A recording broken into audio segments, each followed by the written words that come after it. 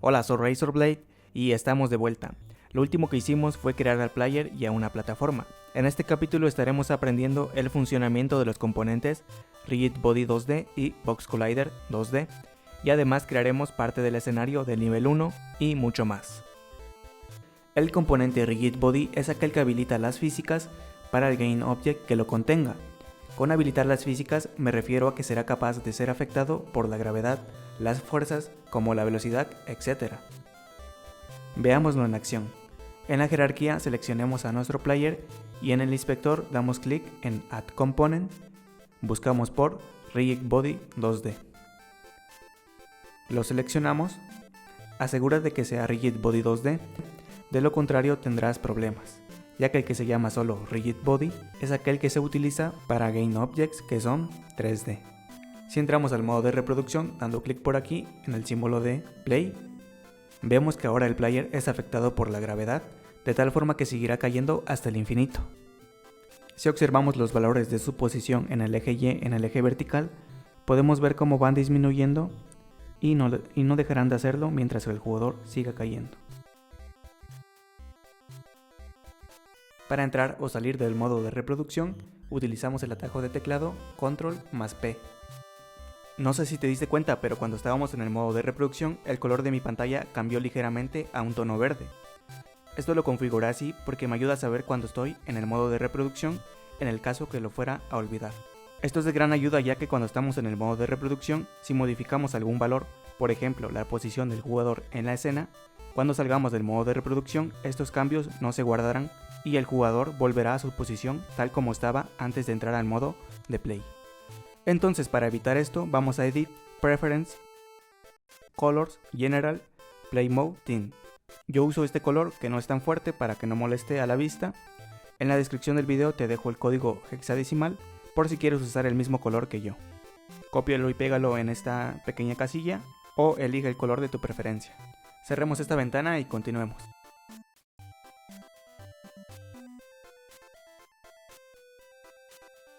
Para solucionar que el player ya no siga cayendo hasta el infinito, tendremos que usar un componente Box Collider 2D. Un componente Box Collider nos permite añadir una área de colisión, en este caso un área de colisión para nuestro jugador, para que precisamente pueda colisionar con otros Game Objects que también contengan una área de colisión, un componente Collider 2D. Seleccionamos al player en la jerarquía y ahora en el inspector, en el botón Add Component, añadir componente, buscamos por Collider 2D.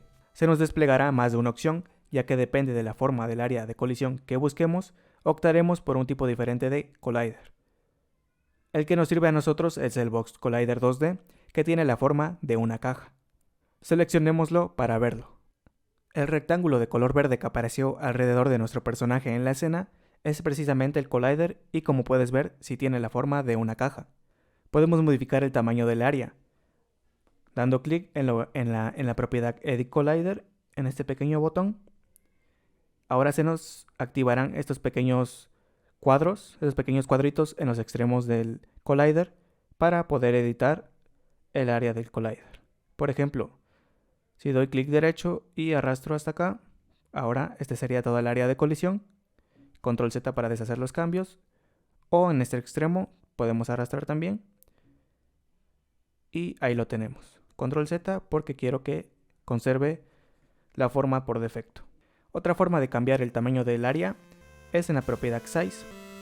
Por aquí nosotros vamos a estar utilizando un valor de 0.75 en el eje horizontal, así que escribámoslo. 0.75. Ahí está. Enter para confirmar los cambios. En el eje vertical, en el eje Y, escribamos un valor de 1.75. Enter para confirmar los cambios. La propiedad Offset, esta de aquí, nos permite cambiar la posición en la que se encuentra el Collider. Por ejemplo, si poso el puntero en la letra X y doy clic derecho sin soltarlo y arrastro hacia cualquiera de los extremos, izquierda o derecha, vas a poder ver que se modifica la posición del Collider. Lo mismo sucede con el eje vertical, con el eje Y. Arrastro sin soltar hasta donde yo quiera. Voy a deshacer los cambios con Control Z. Control más Z. 1 y 2, ahí lo tenemos tal como estaba. Si cerramos la ventana del componente Box Collider 2D, vamos a poder seguir siendo capaces de editar el Collider siempre y cuando esté activada la propiedad de Edit Collider. Si la desactivamos y ahora cerramos la ventana, ya no vamos a poder editarla. Otra propiedad del componente Collider muy utilizada es la propiedad IsTrigger. Cuando está desactivada, como es nuestro caso, significa que no va a surtir ningún efecto. El componente Box Collider va a actuar de la forma en la que te comentaba, simplemente como una área de colisión para poder colisionar con otros GameObjects en la escena, siempre y cuando también contengan su propio componente Collider 2D. Entonces veamos esto en acción. Seleccionemos a la plataforma y añadamos un componente Collider 2D. Para la plataforma también nos va a servir el Box Collider 2D, así que busquemos por él. Seleccionémoslo y ahora ya está disponible en la plataforma, como lo podemos ver en la escena. Entremos al modo Play y ahora el jugador puede colisionar con la plataforma, de tal forma que ya no seguirá cayendo hasta el infinito. Salgamos del modo de Play y activemos la casilla de la propiedad IsTrigger de la plataforma.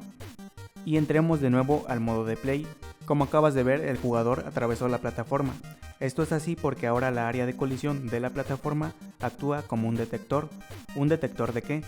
No es nuestro caso, pero por ejemplo, a lo mejor quisiéramos que cuando el jugador tocara la plataforma sucediera algo en consecuencia.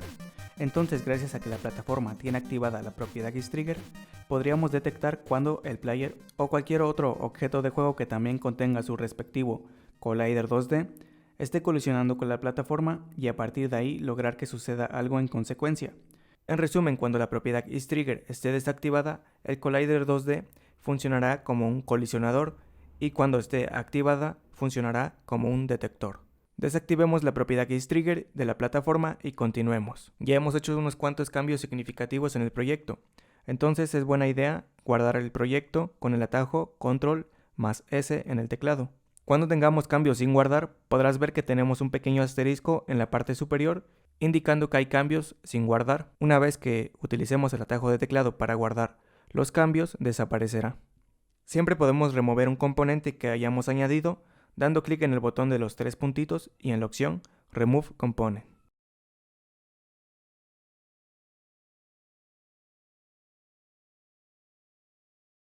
Vamos a comenzar a crear el escenario del nivel 1. En la siguiente imagen puedes ver cómo debería quedar nuestro primer nivel. Vamos a la sección de proyecto y en la carpeta de sprites, en la carpeta llamada Background, tenemos a todos los sprites que nos ayudarán a crear el background de los niveles. Seleccionemos el que se llama Background 1, lo arrastramos y soltamos en la escena o en la jerarquía, cambiemos su nombre a BG-Layer 1. Reiniciemos sus valores de su componente Transform. Voy a utilizar el atajo de teclado de la tecla F con el puntero en la escena para ver mejor las dimensiones de este sprite. Podemos presionar más de una vez la tecla F para acercarnos o alejarnos del objeto seleccionado. Voy a volver a presionarla y me acerco demasiado. Así que una vez más y ahí estamos. Recuerda que también podemos hacer scroll dentro de la escena con el botón central del mouse. Como puedes ver, el sprite del background número 1 es demasiado grande. Sin embargo, no hay ningún problema, ya que nos interesa solamente capturar lo que alcance ver la cámara en su rango. Para ver esto, vamos a la ventana de Game. Como puedes ver, es como si la cámara hubiera recortado solamente un trozo del sprite. Algo más que puedes ver es que solamente puedo ver al player en pantalla, pero a la plataforma no. Para solucionar esto, voy a volver a la ventana de Sim y voy a seleccionar a la plataforma y en su propiedad Sorting Layer del componente Sprite Renderer voy a seleccionar la categoría o capa escenario. Esto fue error mío, pero tú no deberías tener problemas si vienes siguiendo el tutorial al pie de la letra, ya que esto lo habíamos configurado en capítulos anteriores. Ahora sí que tenemos a la plataforma en la escena. Algo que debes saber es que por el simple hecho de pertenecer a una capa, en este caso a la capa escenario, va a tener prioridad por encima de cualquier otro sprite en la escena que no tenga especificado que pertenezca a una capa en particular. Seleccionemos al sprite que recién creamos, el que está representando al background, y hagamos que ahora pertenezca al escenario, a la categoría de escenario.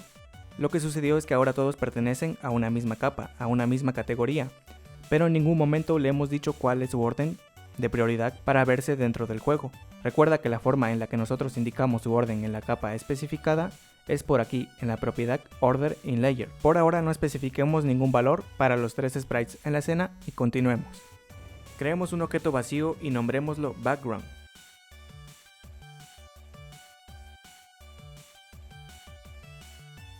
Un objeto vacío es un objeto de juego que solo contiene un componente Transform. Recuerda que el componente Transform nos ayuda a manipular la posición, rotación y escala de un objeto.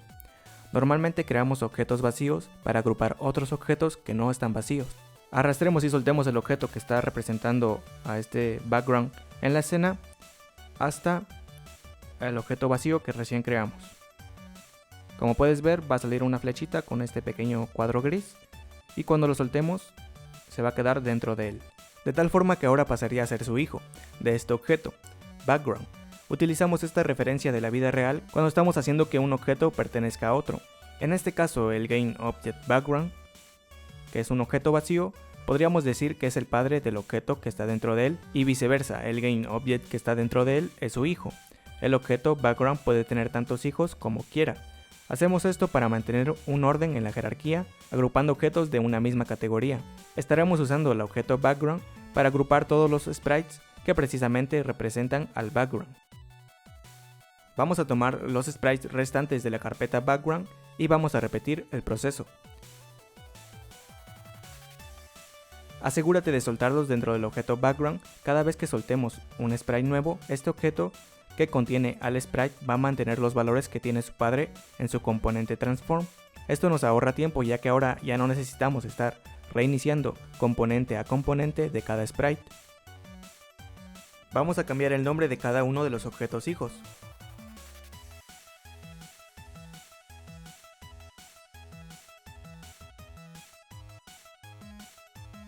Hagamos que todos los objetos hijos pertenezcan a la capa escenario. Así que para hacer esto de forma simultánea, recuerda que la forma en la que podemos seleccionar múltiples objetos en la jerarquía es primero seleccionando un objeto, por ejemplo el de más arriba, el Background Layer 1, y manteniendo presionado la tecla Shift en nuestro teclado, seleccionamos el último de ellos. Ahora podemos hacer un cambio en común que afecte a cada uno de ellos. Dentro de su componente Sprite Renderer, en la propiedad Sorting Layer, seleccionemos la categoría de escenario. Ahora todos estos objetos pertenecen a esta categoría. Para acomodar todo esto, seleccionemos el primero de ellos y en su propiedad Order in Layer escribamos el valor de 1. En el siguiente 2 y así hasta terminar con 4. Recuerda que mientras mayor sea el valor en capa, más enfrente se verá de los demás.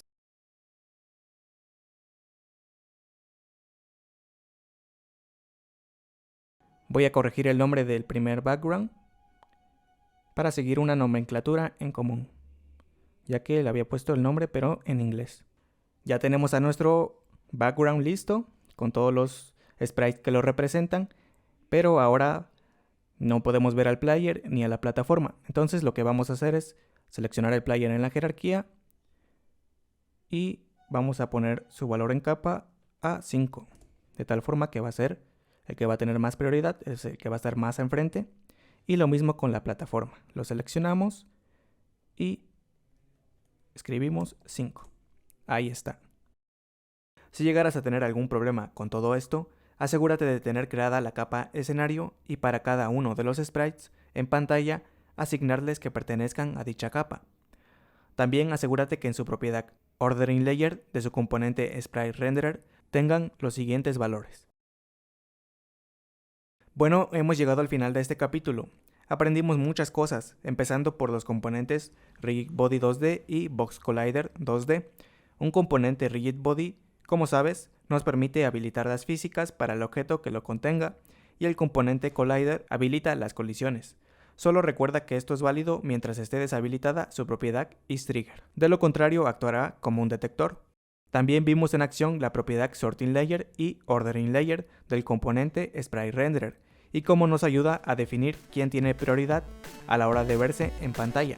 De la misma manera aprendimos a configurar un color distinto en el editor para cuando estemos en el modo de play.